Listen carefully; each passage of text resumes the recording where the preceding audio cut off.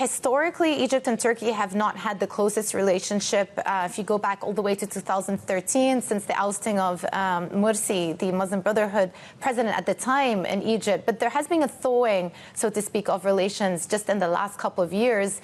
And now we're seeing them both combine forces to help mediate to get to a resolution in Libya. It feels like it's been quite the evolution, Onur. It sure is. As you said, back in 2022, there was a handshake between the two leaders at the World Cup in Qatar between Sisi and Erdogan.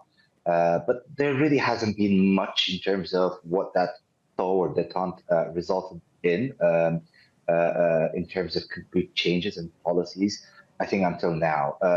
Now, the rapprochement in Libya could make a huge difference because the country is, as you said, amidst a major oil crisis fueled by a row over the management of the nation's central bank back in August.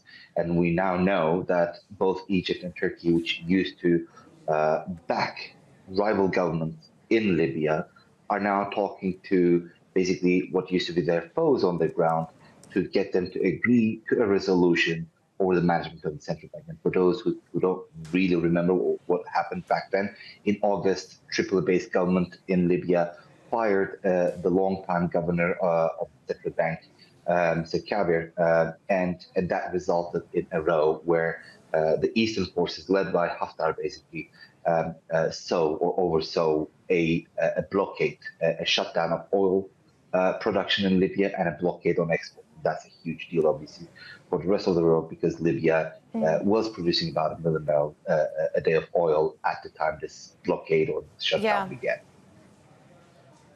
Yeah, even though it's not really having that much of an impact on the oil market, which tells you a completely different story about what the drivers are in the oil market.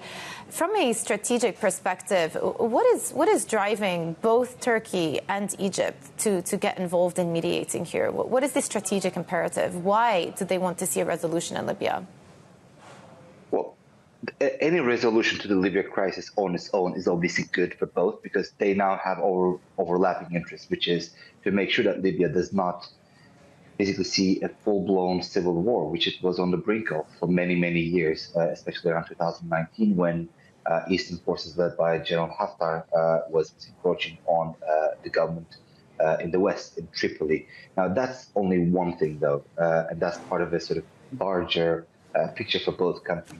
We are seeing that their interests are overlapping not only in Libya, but other places that are important to both countries, such as Sudan, which is a neighbor of Egypt, to Somalia and Ethiopia. So we have to see what they're doing in Egypt as part of their sort of regional power play, where I think once past personal feuds was admitted between the two leaders, they have realized that they actually have a lot in common, especially both in Horn of Africa and Northern Africa, including places like Somalia, which is very, very important.